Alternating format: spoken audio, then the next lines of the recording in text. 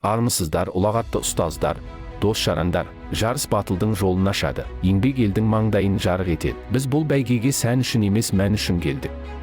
Білім нәрімен сусындатып, бізді үлкен өмірге дайындап жатқан 20 жылдық тарихы бар Наурызбай Батыр Құтпанбетұлы атындағы орта мектеп біздің мақтанышымыз. Ұстаздарымыз біздің жүрегіміздің шамы. Біз сол даңқтың жалғасы. Күз ханзадасы мен хан шайымына үміткер 9-шы сынып оқушылары. Біз жай ғана сынып емеспіз. Біз табандылық пен тектіліктің тұнбасы. Ауызбіршілігі мол, ынтымағы мен бірлігі жарасқан ерекше рухты сыныптың біріміз. Бірлік барда тірлік бар. Табандылық барда биіктік бар. Біз бұл бейнені жасанды интеллектпен жасадық. Неге дейсіз бе? Өйткені өзгеше болу біздің табиғатымыз. Ерекшелену біздің ережеміз. Қазіргі технология дамыған заманда бәсекелес көп, бірақ көшбасшы біреу. Ақыл озған жерге адам жетпейді. Ой озған жерге уақыт ілеспейді.